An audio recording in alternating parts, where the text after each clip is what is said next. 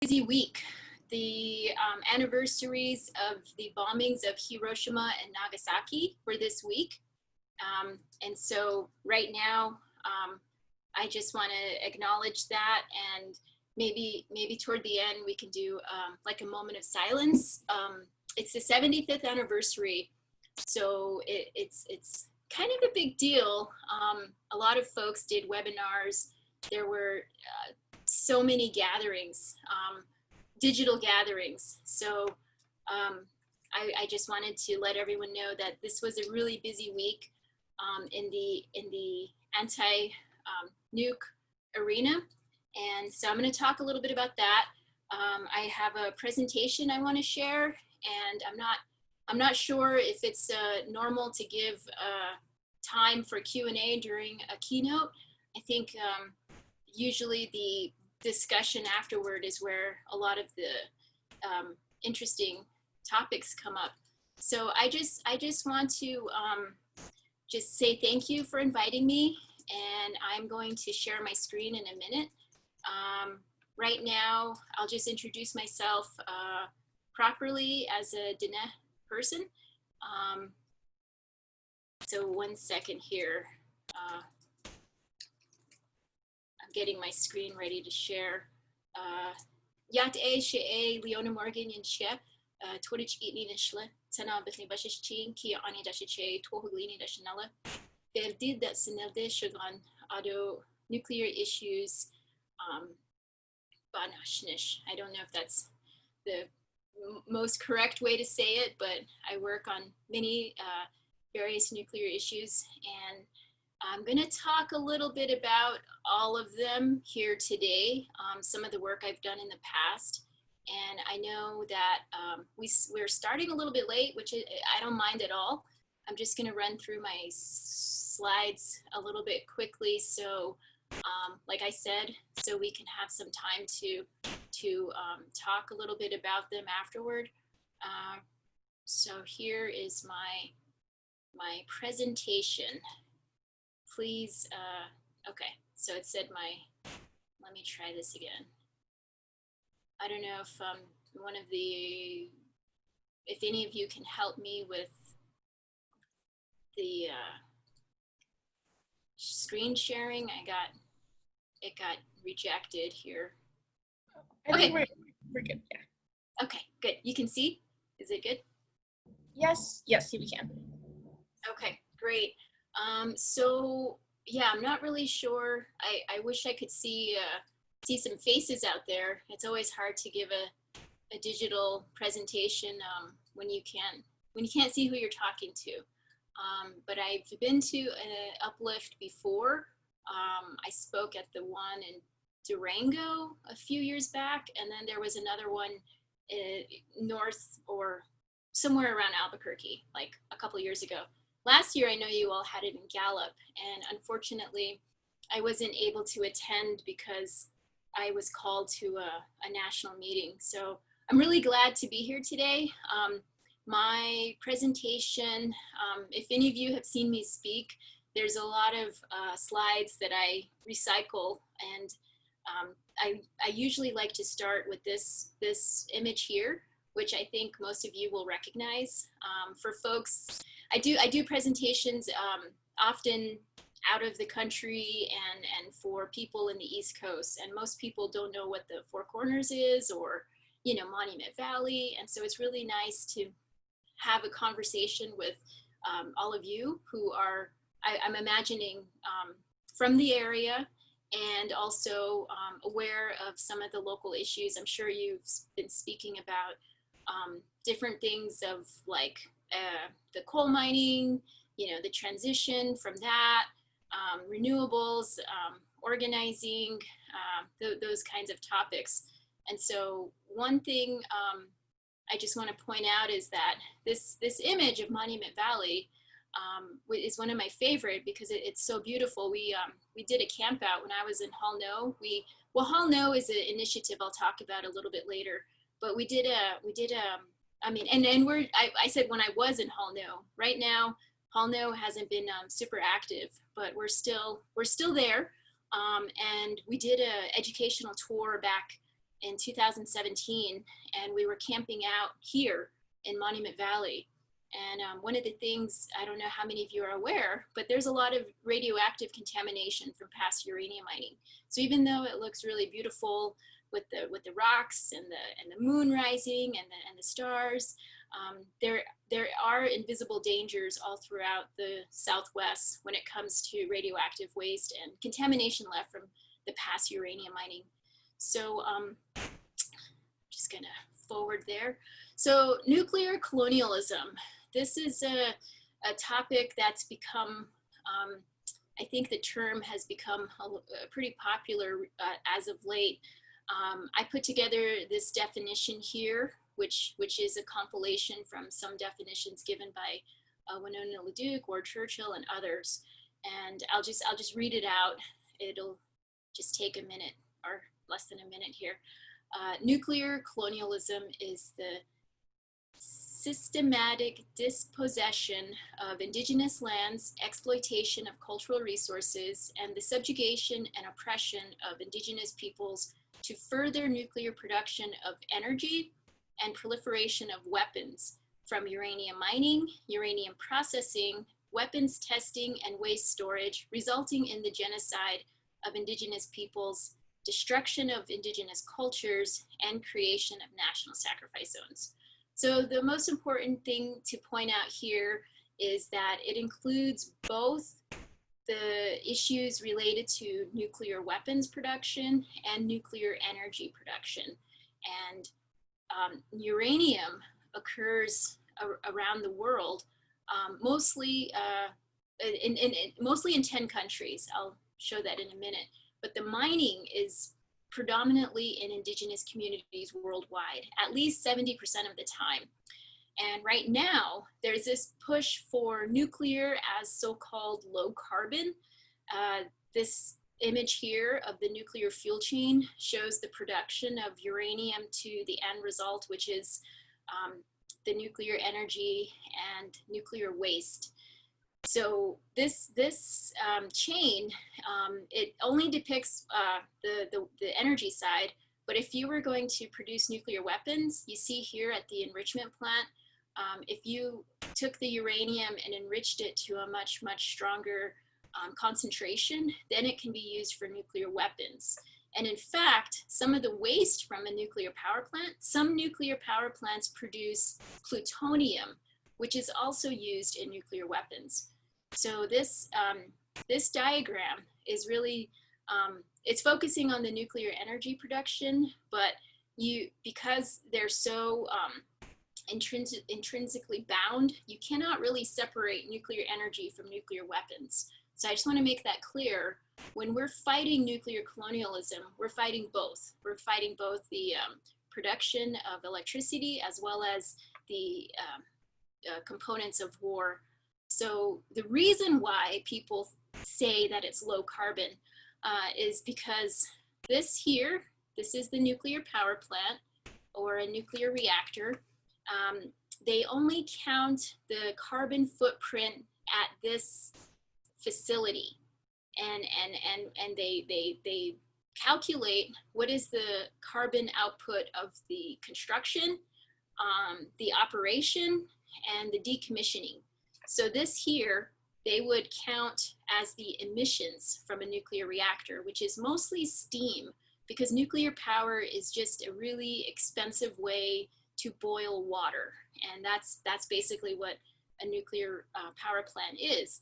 And this this is a diagram of what the uranium fuel rods look like. And after you use it in a nuclear power plant, it creates like the most toxic radioactive waste on the planet. So it's multitudes of it's exponentially more radioactive than when the uranium came out of the ground. And so when they count the carbon footprint, they discount all of these steps prior, which is a lot of transportation, processing, and then of course the waste, the cleanup of the waste also has a carbon footprint. And they also discount this part here, which is high level radioactive waste. So all the different waste has different classifications and are supposed to be stored a certain way.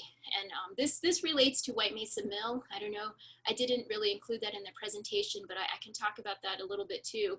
So just keep in mind, when they say low carbon, they're only counting this part right here, not all of the steps before, and not the storage of waste, which will be forever. And so the waste storage, the different isotopes inside of the waste include some uranium, plutonium, and other isotopes, some that will be radioactive for millions of years. So just moving on, I think it's pretty common sense. All of you are probably aware of the past uranium mining or have heard about it. And of course, the major issue is contamination, because when you contaminate the land and the air and our precious water resources, that can get into our food. And then also if you breathe in some particles of uranium or different things coming from the mine or the mill, that also will get into your body that way. So when we're talking about the health effects of uranium, uranium can affect humans two ways: either the radiation that comes from the different isotopes and the decay products, and also the effects of heavy metals toxicity. So if you get it into your water or food and then you ingest it, it'll get lodged into your GI tract basically, and the parts of your body, the organs that clean out your body, the kidneys and liver, it'll mostly accumulate there because your body wants to clean it out. But if you're dealing with other health impacts like diabetes and different things already, your body's already dealing with a lot. So we hope folks are not living in contaminated places or being exposed long term. Some of the health impacts from the past mining, the past mining was like from the 1950s to the 80s. We're still seeing a lot of those coming out in the different animals and also our babies. I'm sure some of you have heard of the Navajo birth cohort study. This is something you can Google to learn more about the current research that's going on about the people who live around contaminated places. And I'm just gonna move forward. I have a lot of slides, and if you have any questions on any of these, I'm sure you can type them in the chat, or we can have a brief discussion at the end. So as I mentioned, uranium, it's mostly in like about a dozen countries around the world. And the most powerful uranium, or the biggest uranium deposits, as it were, are in Australia, right here. And so this image shows the amounts of uranium, or how much was developed by volume. So this is the darkest. So right now we're really heavily dependent on Australia for uranium worldwide. And of course this affects indigenous peoples there, Kazakhstan and Canada. And so that means some of the places in Canada, I think, I don't know if how many of you know of our relatives up there, the Dene. So up in northern Saskatchewan, they're dealing with the same things we're dealing with here. So the work that I've done in the past was really concentrating on uranium mining, and now I've shifted over to dealing with nuclear waste from power plants. And that's the same fight we're dealing with up in Canada and Saskatchewan, as I mentioned, as well as Australia. So it's really interesting how the uranium comes out of our territories and then goes somewhere else where people, we say benefit. This is an interesting term, but the uranium leaves our communities, and a lot of it for energy resources goes to the East Coast or other countries. Uranium is imported and exported around the world. Our uranium in the United States is not that powerful. Some of the most powerful uranium comes from the three countries I mentioned before, And I mentioned the 75th anniversary of the bombings of Japan. Today is the anniversary of the bombing of Nagasaki. And the uranium that was used for all of the bombs of the Manhattan Project came from a mine in the Democratic Republic of the Congo. Back then, it was the Belgian Congo, and the African miners, they were digging it up by hand. So we hear a lot of horrible stories about the miners and the impacts to all the workers, not just the miners, but the people who worked at the mine, the mill, and then of course the downwinders who lived close by and their families. So here's an image. You can see this region.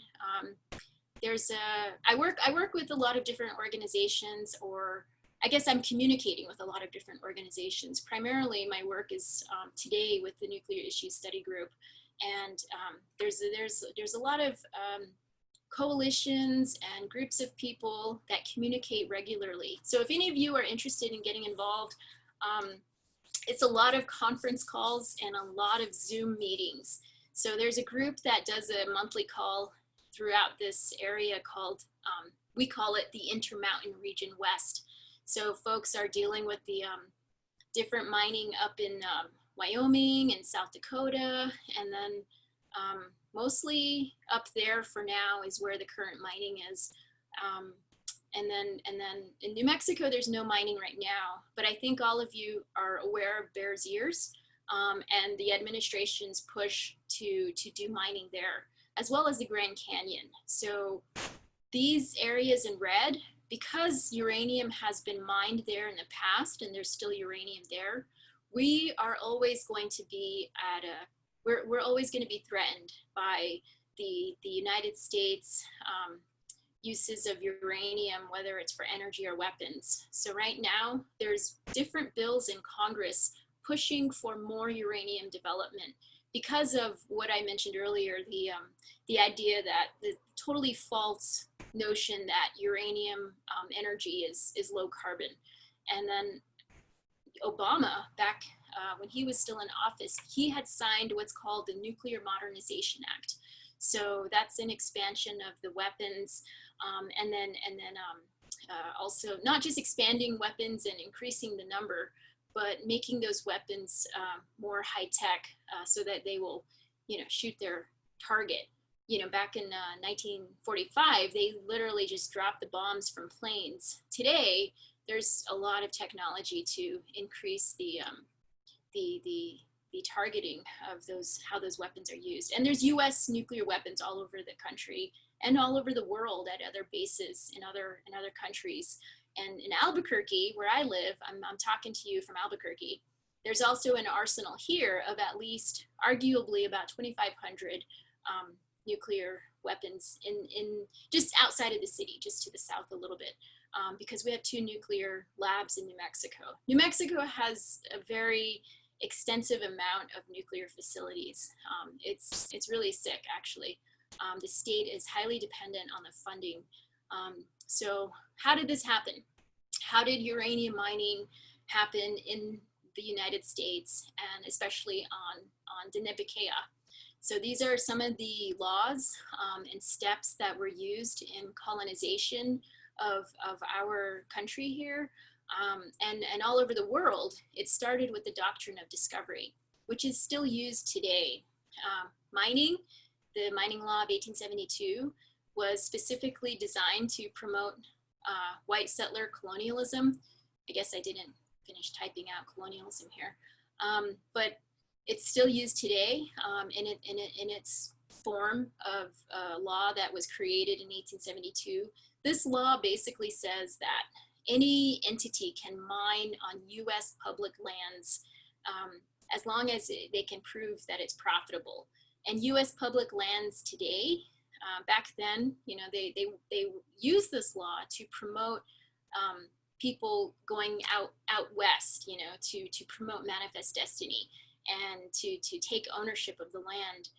Today, US public lands are, a lot of national parks, a lot of BLM land, and most of our, I would say not most, but a good percentage of sacred sites are on US public lands, like U.S. Forest Service land and that kind of thing. So basically, the 1872 mining law says that any entity can mine certain hard rock minerals, including uranium, gold, silver, copper, and they do not have to pay to clean it up. They don't have to give. Well, there's current laws for cleanup now. Back then, there wasn't, by this law, they don't have to give royalties to the government.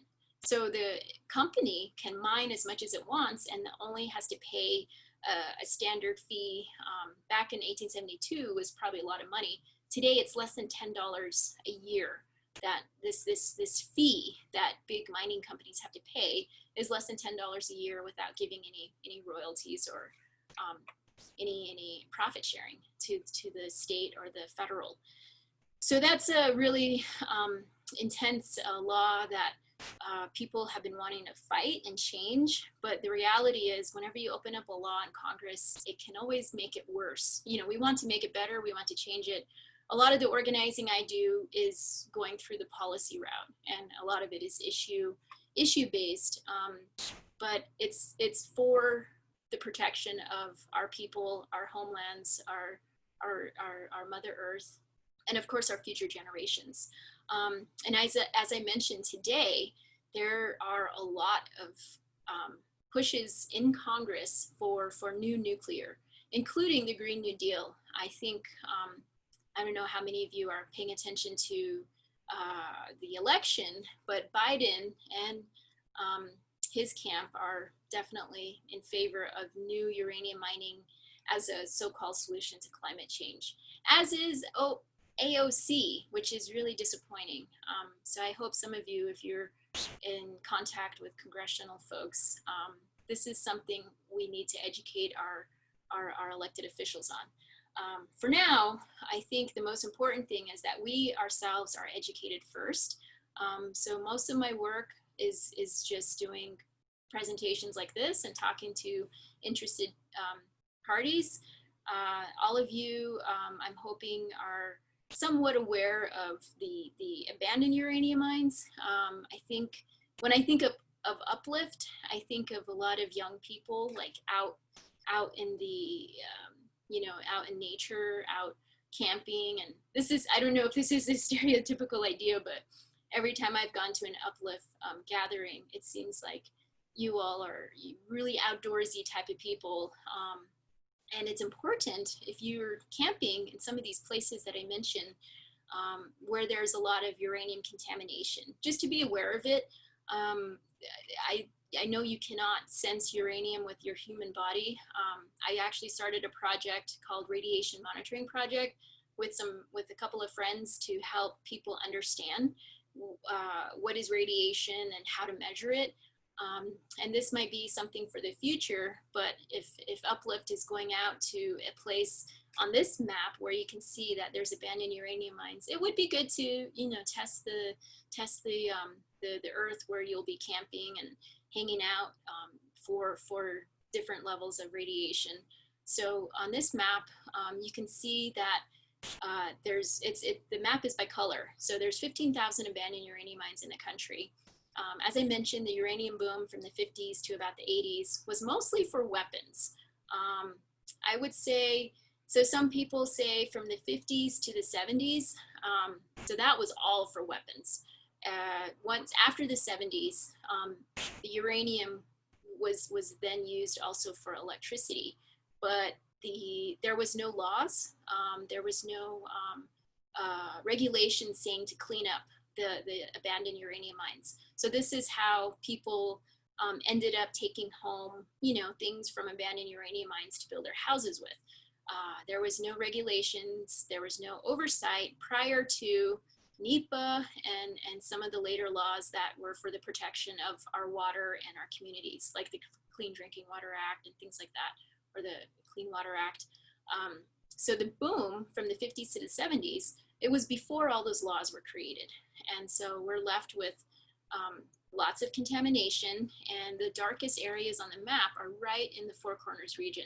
The most abandoned mines are in the state of Colorado, but the most contamination is generally in the Four Corners region, with some in the Grants Mineral Belt down here.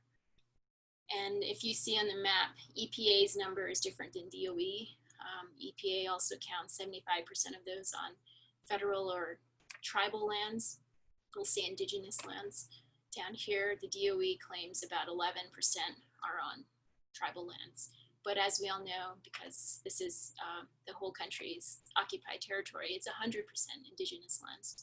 On Diné, Bikea, or Navajo Nation, well, technically Navajo Nation, because our traditional homelands are much bigger than this within the 4 sacred mountains. These red, excuse me, these red dots, these are where they've identified abandoned uranium mines. And some of the most contaminated areas are around Tuba City, Cameron region over here in Western Navajo. And then of course that picture of Monument Valley, there's quite a few over here. And then in the greater Shiprock region, Shiprock's in New Mexico, but the bigger region here, there's a few in the middle, but some of the most contaminated places are in Eastern Navajo. So I'm gonna talk a little bit about Eastern Navajo as well, just to give you an idea what it looks like. Some of you might have aunts and uncles who talk about the past mining, or maybe even worked at the mines, and they will give you they will maybe tell you stories about, oh, there was some buildings over here, or this was happening over here. Some of the buildings have been removed, so it's really hard to identify these places. But when mining happens, it typically will change the whole look of the earth, the appearance of the land. So if you look here, it's all white. Sometimes when you're driving, if you know where these places are, like in Grants, sometimes when we're driving around toward Mount Taylor, you can see like along the landscape, there's all the little bushes and the different vegetation. Then all of a sudden there's this like barren area that has like a different color of dirt, and there's no plants growing on it. That's very typical of a reclaimed area, meaning there was mining there, they tried to clean it up, and then they scraped up the topsoil to, move that somewhere else. But when they scrape up the topsoil, that scrapes up all the nutrient-rich parts of the topsoil that will help, new plants grow. And if there's no vegetation with the roots, holding onto the soil, that so-called clean soil that they place on top, it'll just blow away, re-exposing what's underneath. So this is always problematic when there's cleanup being done. And then of course, the uranium can be moved around through rain and wind and natural forces. Uranium naturally, it doesn't move around in water so much, but once you extract it and expose it to oxygen, it's chemically changed, and it can move a lot. It can move around a lot more easily. Here, this mine is in Monument Valley, and it's called Skyline Mine, and you can see how the mine waste has been coming down the rock, and then it just flows right by these people's houses. This here is on the left side, a picture of Redwater Pond Road community north of Church Rock, and that place has been just devastated by uranium mining. I have another picture I'll show you in a minute. Some other ways that uranium has been moved around a lot by the wind. This is in South Dakota. This is a pile of mill tailings. So there's mine waste, and then if it's from the mill, you call it tailings. So the wind here will blow the dust, it's just a few hundred yards from this school. In New Mexico, we have some of the world's only this, or the world's biggest that. So we have a lot of stuff in New Mexico. This here is it was once the world's largest open pit uranium mine, called Jackpile Mine. So this was a huge area. The company started mining in the farming area of the community. So obviously that had some severe impacts to their food and how they live. Today, this area has gone through a Superfund cleanup, and even that wasn't good enough. So it's still being dealt with and monitored. A lot of the dust has been found to be blown into the people's houses. So this is a indigenous village of Powati. So this is in Laguna, New Mexico. And so all of these places that I'm talking about, they're constantly dealing with this stuff. So even though I said the mining happened, back in the 50s to the 70s, it's not history, because we're still dealing with all of this, and their health is still being impacted. So here's some workers. Maybe you've heard about the story of the workers bringing home dusty clothes and their family doing laundry, and then being exposed that way. And of course, with the Hall No fight, our biggest concern was the transport between Canyon Mine, which is south of the Grand Canyon, to the uranium mill up in White Mesa. Here's this is an overview of the Church Rock area. So it's an aerial view looking south. So if you have an idea where this is, directly above the map would be toward Gallup. And so this is looking kind of south a little bit. You can see it's not really horizontally and vertically oriented, but it's a little bit at an angle. So we're actually looking more like southwest. Right here on this map, this is Kerr-McGee Church Rock Mine, and then here's UNC Northeast Church Rock Mine, now owned by GE, General Electric. And these little houses here, these little white dots, these are houses. This is a community. These are places where people live today still, and it's just about less than half a mile from the world's largest uranium spill, which occurred on July 16th, 1979. So this was in Church Rock, north of Church Rock. If you know where, if you're driving on old Route 66, and if you know where Church Rock is and the Red Rock State Park, if you take that road and you just keep going north about 12 miles, you'll end up here. And then this is around between the 10 and the 11 mile marker. And then eventually the road will just stop right there. The pavement will end. But this is one area that has been through a lot of cleanup, and the community there, they're still dealing with whatever cleanup is happening, and it's been very disruptive to their lives. Some of them have to move to Gallup for the time being, and the people who live there, they actually want to move. They're asking to move to one of their seasonal homes up north. It would be off the map over here, over on top of the mesa. But the federal government is not willing to pay for the extension of the roads or the electricity up to the place where they want to move. So that's what they're dealing with, and they're still fighting, to get better cleanup. Because what happened is the community here, there was the topsoil, like I mentioned, was scraped up, and the community said to move it off the res, get it out of here. But this is a checkerboard area. So right over here, just a few hundred feet away, is technically federal jurisdiction. Because it's checkerboard, it's technically off the res, but it's not even that far from their homes. And so the community is concerned that, okay, yeah, if they move it over there, it's just gonna blow back on top of us. So the cleanup and all of the ways the government has dealt with the community is very substandard, and this would not happen in a white community. This is definitely a form of environmental racism. And one of the things that I worked on back when I got started was stopping a proposed mine here. So there's a lot of past contamination that needs to be dealt with. My focus is more preventing new contamination. So back in 2007, I started working to stop this project.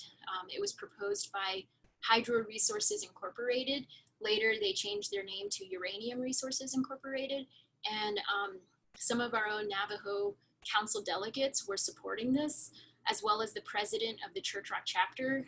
So it was really, it became an internal fight.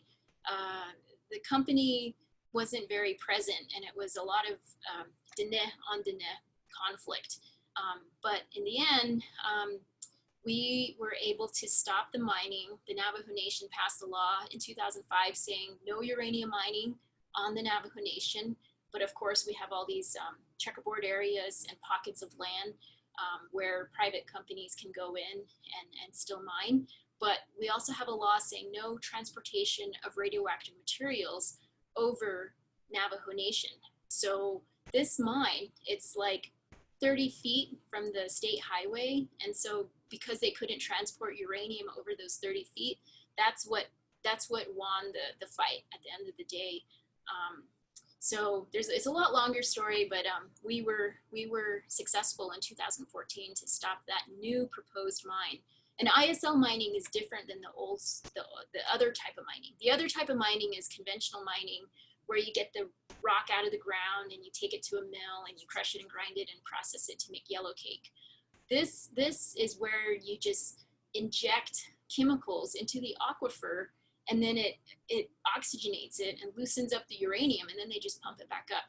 It's not like fracking, but you can compare it to fracking. It's solution mining. It's processing underground, and definitely requires contamination of the aquifer to extract uranium. So that didn't start, which is great, but you know, like I said, we're always going to be at threat as long as there's uranium under our communities. So this is another picture of Redwater Pond Road. Bertha Nez holds up her before and after picture of the cleanup. So you can see here's a hill with all these trees on it. And then afterward, this is what it looks like. So the cleanup had been going on for years in this community. It goes in phases. I'm not really sure where they're at right now, but the Navajo Nation was working with the federal in these 5-year plans, starting from 2008 to 2013, and then moving forward. They were trying to clean up some of the mine site. So you can see this is a different view, different aerial view. North is up. This map here, north is up. And you have the mine here, the mine there, and then the mill is on this side of the road, or over here, the mill.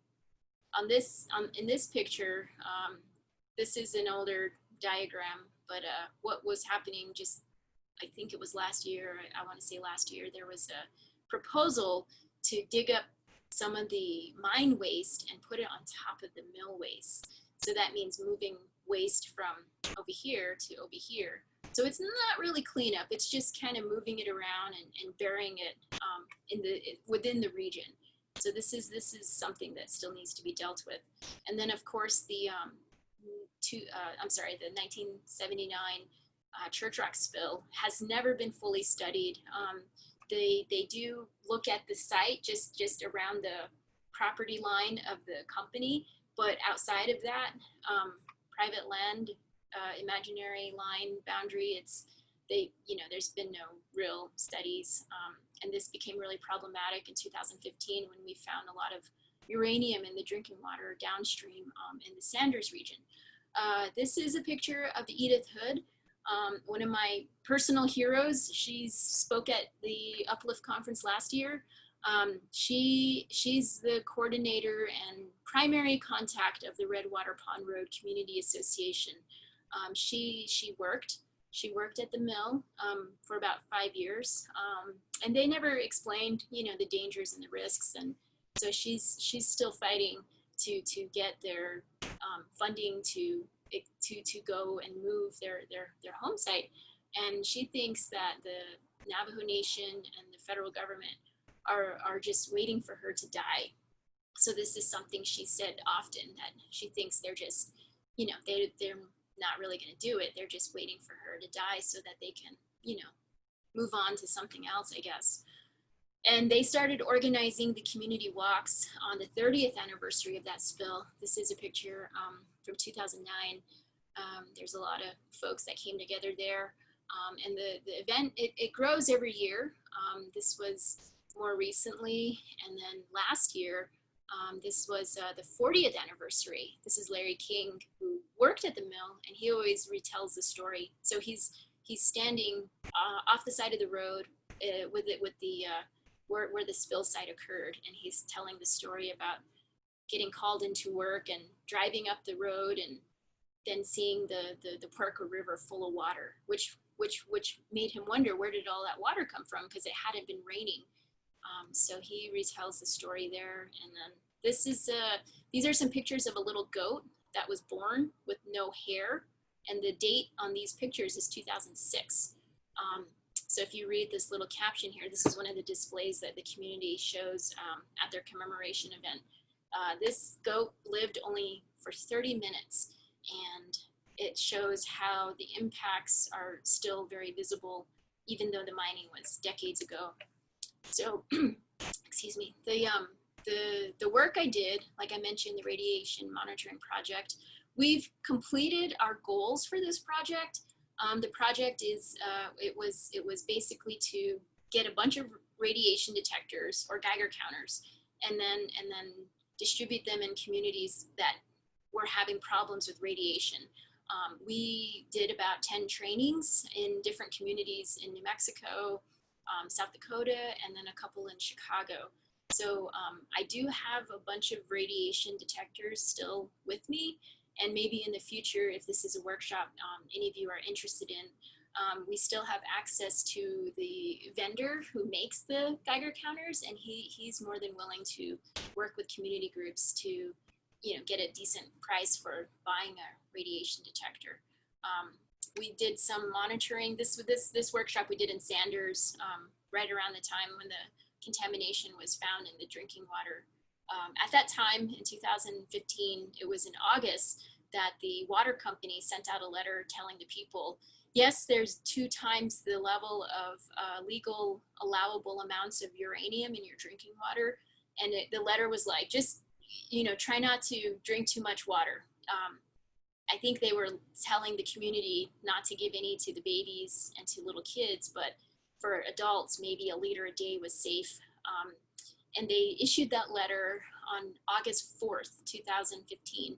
August 5th, 2015 was the day of the Animas Valley, the Gold King mine spill. So the Navajo Nation and all the local entities, their attention went to Gold King mine spill, not to the contamination that was happening in the community. We did a little bit of sampling, or not really sampling, but we took some readings in the Puerco. This was in Sanders. Some of the issues there, the contamination from the 79 spill, a lot of it already went back into Mother Earth. So it's not like on top just blowing around. It's seeped back down into the earth. And this was these are some of the educational materials we created to show how uranium impacts the body. This didn't exist. When I was doing my work to stop the ISL mine, I was going from chapter house to chapter house doing presentations and trying to get the folks to pass resolutions against the ISL mining. And this diagram here on the left, this is showing the impacts from ionizing radiation from a nuclear power plant. So this was produced for people, mostly around power plants. And what I needed was stuff on uranium mining. So now there's a little bit more resources available. You can find all of the stuff on our website, and there's some more new articles on the impacts from uranium mining because of the different health studies that have been going on and some of the research that's newer. So going back to Hall No, I mentioned our fight here around Canyon Mine. There was a uranium withdrawal signed earlier, I think in 2012. What that was, uranium withdrawal, it sounds kind of, it's a little misleading the way it sounds, but excuse me. The idea there was that 1 million acres were protected from new uranium mining. However, Grand Canyon Mine and some other mines were grandfathered in to continue mining. So for Hall No, our fight was really focused on the transport as well as stopping the mine and then doing whatever we can to support the folks, the Mountain Ute community around White Mesa Mill. So the plan was to take out uranium here, drive it through on I-40, through Flag, and then up through the res, and then on this route. Even though we have a law saying no uranium transport across Navajo, these are all state and federal highways. So we didn't have the jurisdiction there to stop it. But it was an interesting conversation I had with the different Navajo Council folks. Like, some folks were like, well, get the Navajo police to watch it and to stop any trucks. And then there was the argument that, well, we don't have jurisdiction and the United States supersedes our law. So even within the tribe, there was some disagreement. But I think everyone knows that, the transport creates risk if there was an accident. And we were also concerned about the San Juan River and the Colorado, the Little Colorado, that it would be crossing over. Just real quickly, some things that are going on with White Mesa Mill. White Mesa Mill is the only operating mill in the country today. There are no other mills operating. It's owned by Energy Fuels, the same company that owns Canyon Mine, as well as they're also pushing for new mining on Mount Taylor. But the White Mesa Mill is specifically licensed to process uranium ore. So that means they have a NRC license, Nuclear Regulatory Commission permit, to process ore through their machinery, through their mill, to extract uranium. And then they also have what's called a license to process alternative feed. So in the country right now, we really don't have a proper way to deal with nuclear waste at all stages of the nuclear fuel chain. So now other facilities, not just uranium mines, but other facilities are shipping their waste to White Mesa Mill, and they use their license to process other waste as alternative feed. And so it's just a guise to say, like, oh, we're getting the uranium out of this nuclear waste to use for whatever. But the reality is they're just storing nuclear waste for other facilities. And so it's not really about producing uranium anymore. We really don't need any more uranium. We have a lot of uranium out of the ground. The nuclear power plant era is dying. All of the power plants are too old to continue running. There's only 2 new ones being built in Georgia, and they're already way over budget and way past their expected start date. So right now, we're just having to deal with all the radioactive waste in the country. So yeah, Hallno, we did a tour, and this is at White Mesa Mill. We were hanging out with the community there and learning about the mill issue. And then this is at the other end at Red Butte. Red Butte is sacred to the Havasupai. Their big fight is to protect their community from Canyon Mine because of the water and the springs, and of course the impact to their community down in the canyon. And then of course the Red Butte is up on top. It's about 4 miles from the mine. And this was a lot of indigenous people that came together. So uranium mining happens 75% of the time on indigenous lands worldwide. And some of the communities here, I mentioned Saskatchewan, this is Alaska, Australia. If you notice the banner from 4 Corners to Fukushima. So we trade banners, and they have ours down there, and I have theirs up here. We have lots of support across the world. And this is a workshop going on in South Africa to talk about the Shinkolobwe uranium mine. Their uranium was 65% uranium. Ours is like less than 1%. So theirs was much more powerful. And of course, I mentioned the sacred sites that we want to protect. So now it's already about my time. It's 6 o'clock, but I'm going to take a couple minutes since we started late. I'm going to take a couple minutes to transition to nuclear waste issues. As I mentioned earlier, the product of nuclear power plants, one being electricity, the other being high-level radioactive waste, the most toxic radioactive stuff on the planet, there's nowhere to put it in the United States anyways. Most countries around the world that have nuclear reactors don't have a permanent place to put waste. There's some places where they're storing it temporarily, like Gorleben in Germany. There's a proposal at Bure in France. What we're dealing with in the United States is we're fighting temporary storages because the United States was supposed to figure out what to do with waste permanently. And the only identified location is Yucca Mountain in Nevada, affecting the Western Shoshone people. Western Shoshone have already been super, like way beyond impacted by nuclear colonialism. They've dealt with over 900 atomic nuclear tests over the years at the Nevada test site. So almost 1,000 nuclear bombs. This is a picture of Ian Zabarty, a friend of mine. He calls their people the most bombed nation on the planet. So on top of that, they were also fighting this proposal to store all the waste from all the reactors in Nevada. The Western Shoshone and the state of Nevada fought it. And the place is just not suitable. There's the rock underneath. It was like a volcanic area. The rock is not suitable for permanent isolation. It's very porous. I think there's also a fault line. If you look up the issues with Yucca Mountain, it's scientifically and technologically not suitable for storing the most dangerous waste on the planet. And on top of that, it's an issue of environmental racism. So what are they going to do with it? What are they going to do with all that waste? Well, we still don't have an identified location that is safe to store it. These pink dots represent all the reactors in the country. There's been about 100 nuclear power plants. Many are being shut down, but there's, like I mentioned, a couple are being built in Georgia.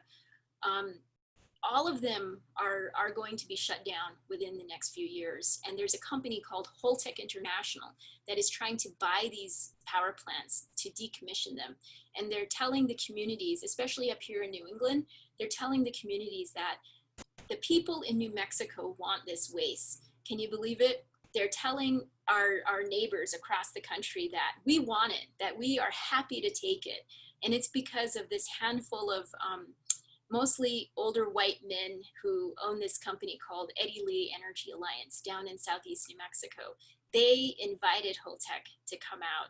And so this is what we're fighting now, because that company, Eddie Lee Energy Alliance, they had already failed at developing their land. They have some land down between Carlsbad and Hobbs, and they wanted to do this other nuclear project, and they failed. And now this is their second attempt at trying to build something that they're trying to build what's called an energy corridor. So this is in the Permian Basin, one of the places that's producing a lot of oil right now.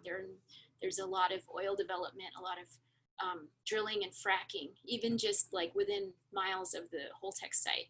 So the idea is to move the high-level radioactive waste from all these power plants down here to Holtec's site, just temporarily. So they call it consolidated interim storage. Interim meaning only between now until there's a permanent site.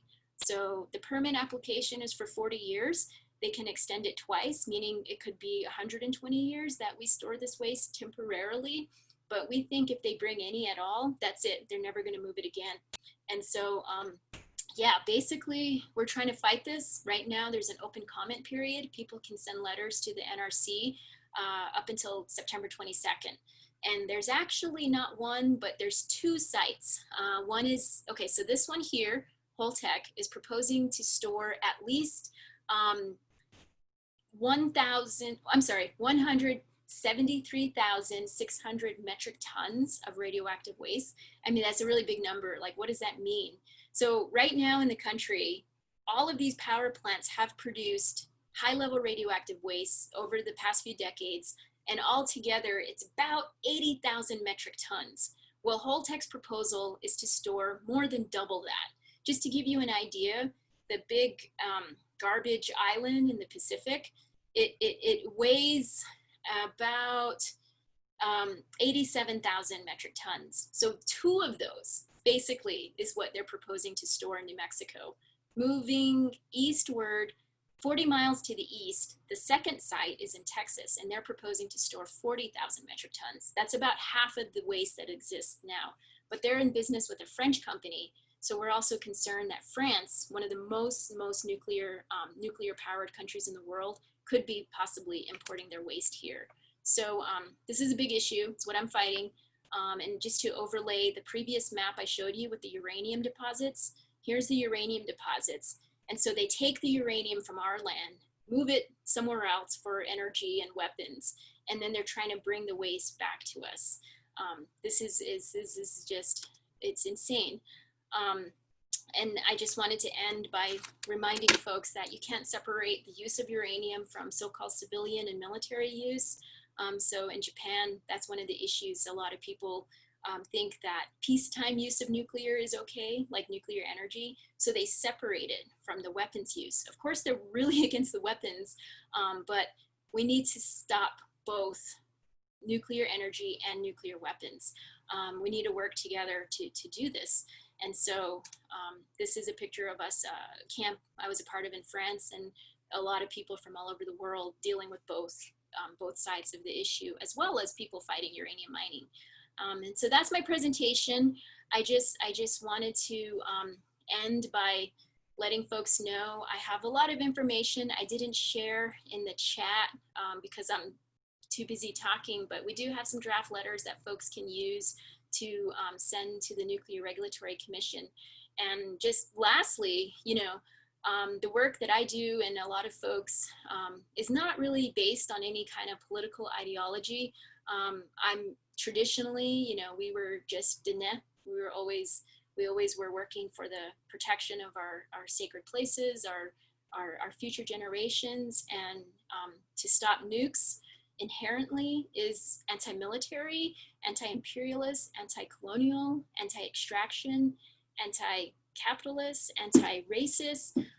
And stopping nukes is also, it supports the protection of sacred places, it supports environmental justice, it supports indigenous people's rights, human rights, the rights of nature, and it also supports women's rights and reproductive justice, as radiation impacts women and children the most, and the most vulnerable are the unborn babies. Stopping nukes also supports food sovereignty, it supports climate justice, and so many more fights. And so I just invite all of you to use any of the information I shared. I'd be happy to share more with you, and please send comments, and if you want to get involved, I'm available to you. Mostly the best way to get a hold of me is to call me or text me. I get too many emails. You can message me on Facebook. But yeah, thank you for having me. I'm really happy that I was invited and was able to do this presentation this year. Yeah.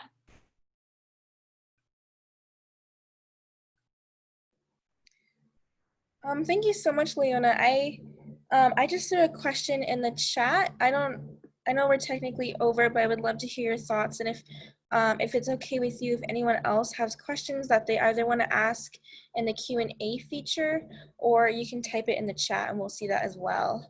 But yeah, I was just wondering, you know, your thoughts on like nuclear disarmament around the world. And yeah, if any of your work, or if you just even have any thoughts on like, yeah, like nuclear war and all of that. So yeah, I think like myself, I don't consider myself like part of the peace movement. This is in the United States, they really separate the fights against nuclear energy and nuclear weapons. And the nuclear weapons fight, it ends up being more of like something fought by a lot of Christian organizations or faith-based organizations. And there's a real separation there. I don't understand why. And different tactics, different strategies, different tactics. But for me, I think, you know, right now, it was supposed to be in Albuquerque, but the Veterans for Peace is a national organization of veterans who are against nuclear weapons and war. And their national conference is actually just ending today. And I think, you know, this is one example of an organization from their experience that is opposed to the use of nuclear weapons. But I think right now, in order for us to support those movements, we don't have to be a part of those movements. Like I said, it's really difficult for me to work with some faith-based organizations, being that Christianity or Christendom was also a tool of colonization. However, there are common goals, and so one of the big fights today is to get the United Nations Treaty on the Prohibition of Nuclear Weapons signed. So this is an international law that is being pushed within the UN, and it takes 50 countries to ratify this treaty in order to make it active. So just Thursday was the anniversary of the bombing of Hiroshima. 3 new countries signed on, or 3 new countries ratified. So altogether, there's many signers that support this. The United States will never sign this, which is why they're pushing for people to get their different mayors or states to support it. But on Thursday, 3 new countries ratified this law, making the total 43 out of 50. So I'm pretty sure the next 7 countries will, whoever they are, will ratify the treaty soon. Which could look like a huge change in the world when it comes to nuclear weapons. So we definitely don't need more nuclear weapons. The price of uranium has actually been pretty low because there were a lot of weapons created in the Soviet Union, and Russia has downgraded those the uranium within those weapons to use in power plants. And so that's where a lot of the uranium has been coming from lately. That's why the price of uranium has been so low, and that's why there hasn't been a lot of uranium, because we were using the uranium from weapons, which is good because we don't need those weapons. And then when Fukushima happened in 2011, again, the price was very low. But now the price of uranium, it's slowly going up. So we just need to stay vigilant because fighting uranium mining, it is fighting nuclear war and nuclear energy development. Well, thank you so much for that answer. I have a follow-up question, but I also want to give other folks time to send in questions if they have any.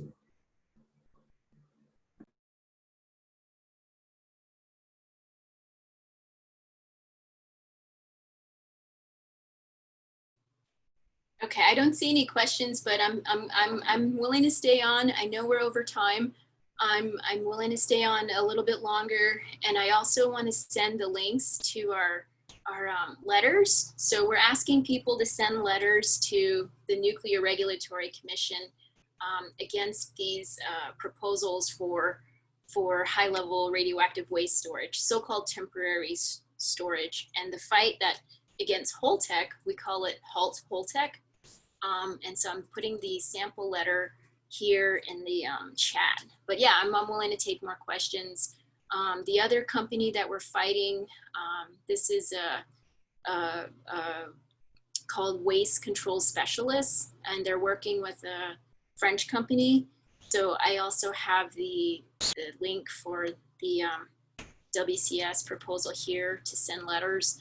And then while we're together, I have some friends in Japan that want folks to know about the proposal for the Japanese government and TEPCO. So this was the company responsible for the Fukushima accident, or I don't know if you can call it an accident, but these disasters that happened. The Japanese government is proposing to release radioactive wastewater from Fukushima into the ocean. And so our Japanese friends have asked to share this petition to stop that, and their deadline for people to sign on is the end of this month. So I'm going to put that in the chat too. But yeah, I don't see any questions, so maybe your follow-up question?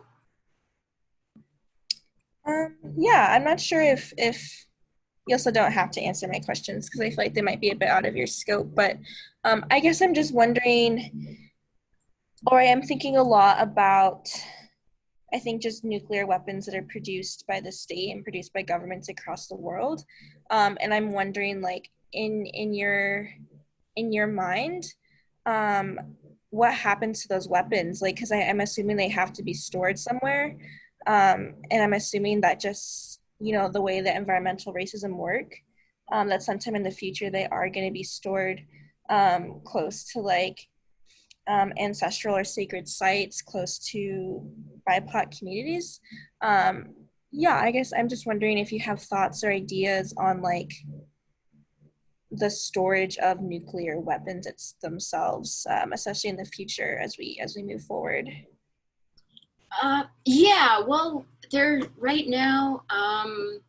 This You're right. This isn't my area of expertise, but in as I mentioned here in the greater Albuquerque metro area, we have somewhere between 2,000 and 3,000 warheads stored near Sandia National Labs, which is very close to the city, and that's next to the Pueblo of Isleta. The Pueblo of Isleta is quite aware of these things. What do you do? Where do you move these weapons to? I don't. I mean, I have no idea, because when you say move, like move nuclear waste or move uranium waste, basically we all want to take it out of our communities because we want our communities to be safe. But this is the same idea, like thinking about the nuclear power plant waste. Those communities just want safety. They don't want their communities being harmed, and yet they're saying take it away, take it out of here. But then it ends up, their away is our home, and so that's not right. For nuclear weapons, the United States military industrial complex it's so vast, and it's all over the world.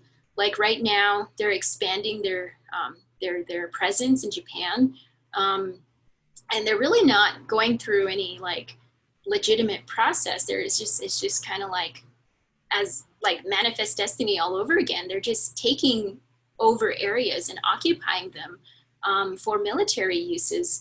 There are hundreds of U.S. nuclear weapons all over the world. We have bases all over the world. And like, for example, in Germany has shut down all of their nuclear power plants. Well, they will within the next couple of years. So the young people think nuclear is not an issue over there, but there's a U.S. weapons base. There's a German military base storing U.S. weapons in Büchel, Germany, and they only have like a couple dozen, maybe like 25, but still, the general population of Germany doesn't even know that these U.S. weapons are there. And so every year there's a group that does big actions and brings attention to this. They get arrested, they go to jail, but the jail, the community, they don't want to publish these arrests because they don't want to bring attention to the weapons that are stored there. So yes, it does affect indigenous peoples, the storage of weapons and the testing of weapons, actually more so. The storage is all over the world. It's more strategic for shooting, blasting some other countries, but the testing has occurred mostly on indigenous lands. If you consider the Marshall Islands people, what has been done to them is it's amazing. I mean, there's a movie called Nuclear Savage. I would recommend all of you watch it because it has to do with the weapons testing and the human experimentation that took place in secret. So most of these things back in the day and still today are shrouded in secrecy. They even use a completely different language to keep it out of the public view called nuke speak. And so again, Western Shoshone had to deal with over 900 weapons tests. Although these were underground, that fallout, it went all across the country. So all of us are impacted from that, as well as the Trinity test in 1945. And we don't hear enough about this, but all of us in the Southwest, we are living in an area that has been exposed to not just uranium mining, but fallout from nuclear weapons testing.